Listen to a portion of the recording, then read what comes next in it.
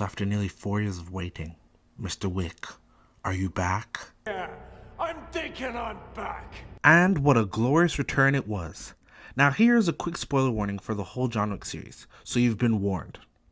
Hello everyone, today I'm back to talk about the greatest shooter of all time. I'm out, decide not to use it, Curry, way downtown, bang, bang, oh what a shot from Curry! No, not Steph Curry, John Wick. Sorry, I meant John Wick. The newest and possibly the last John Wick movie around Keanu, but we will get into that later.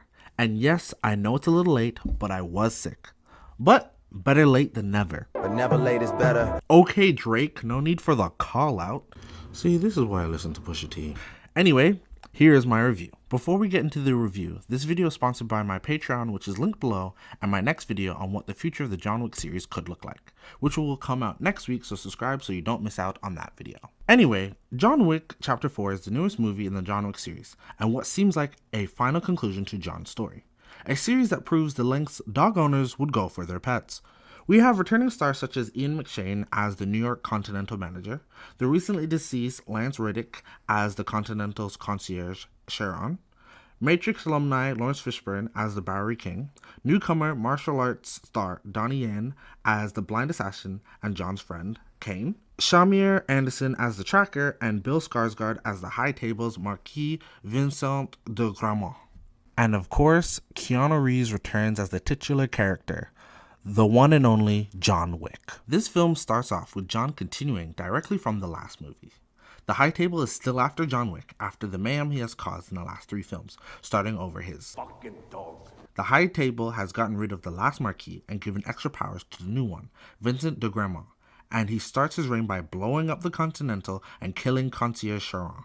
He has crossed the line from me.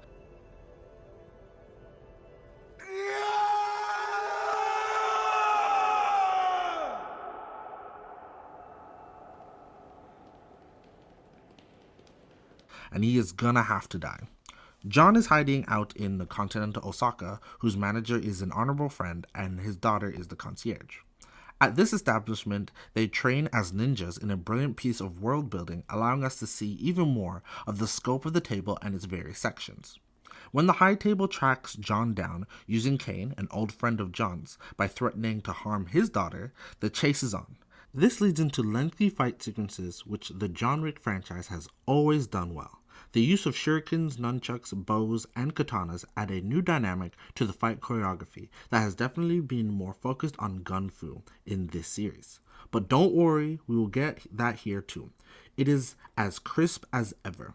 The concierge of this hotel sees Kane kill her father and pledges revenge, promising that if John doesn't kill Kane, she will.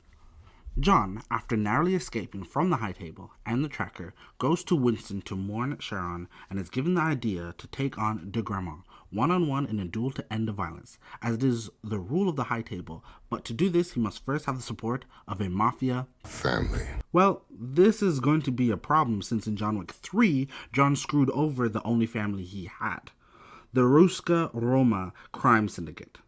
To do this, John has to kill the family's enemy to earn his way back, and again, the directors give us another iconic club fight sequence, with John taking on a man much bigger than he is, all while the tracker is hot on his heels. It doesn't disappoint. The John Wick series was great at making him feel still like the Baba Yaga, but seeing John get hurt and beat down. It's John's focus that keeps him going. After finally winning the fight, in which John has seemed more vulnerable than he has in the whole series, now it is time to take on de Gramont. A duel to the death, a meeting is set up, and rules are put in place. Tomorrow at dawn, and in a mildly shocking twist, de Gramont forces Kane to stand in for him in the duel. I have admittedly grown fond of Kane, and this presents a major conflict, as this now friend versus friend conflict is for their freedom from under the High Table. For neither can live while the other survives. This is easily the biggest threat John has ever faced. Now, having a blind man face John Wick in a distance duel isn't the greatest plan by de Gramont, but he has thought ahead and has a steadily increasing bounty on John to take him out before the duel shall take place. This is the third movie in a row where the whole city is after John, yet the new action set pieces still keep it fresh. First, we have John take on an assassin around the Arc de Triomphe in Paris. Cars are flying, the action is kept close, and a lot of intense choreography, which the John Wick series has always excelled in. The added time limit and cars added a fresh excitement and intensity. As John makes it through the streets of Paris, the bounty steadily increases all the way up to $40 million. John makes his way into a building hoping to find some salvation, but more goons are there. In a great piece of cinematography, an overhead camera is used to show how surrounded John is and to really show the impact of the action, as John gets his hand on a shotgun that fires combustible bullets. Something I didn't think I needed to see, but it is glorious, and it manages to still keep the scene intense as the camera is constantly dynamic with very minimal cuts. In the last bits of this fight, the tracker is fighting off the goons, as he wants to get the money on John himself. This leads to one of the goons getting a hold of the tracker's dog, but John saves him. Seriously, how does anyone not know you don't mess with pets around John? I think, Mark! Proving that pet owners would do anything for their pets. The tracker has gratitude for John and gives up on trying to collect the $40 million bounty. Now, John only needs to climb the famous 220 stairs of the Sacré-Cœur. Light work, we can all take a breather, we're almost there. But of course, more goons show up. John has to fight up 220 stairs. Big man thing, yeah? It's not looking good, bruv. It's not looking good. He makes it about halfway and then gets kicked down 110 steps in a seemingly never-ending fall.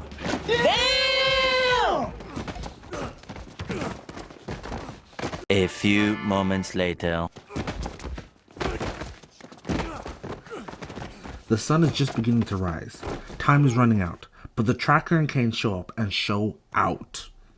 Taking on people left and right, John and Kane finally make it up to the top of the stairs, and the duel is on.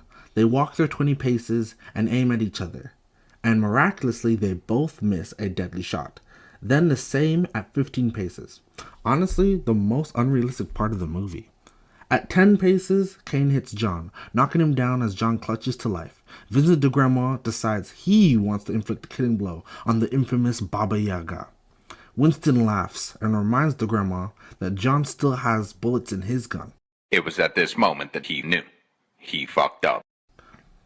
Killing de Gramont means that Winston gets the New York Continental. John is free from the table and can live the rest of his life in peace. And that was about 10 seconds because he seems to die, though there is enough doubt to have a sequel if needed.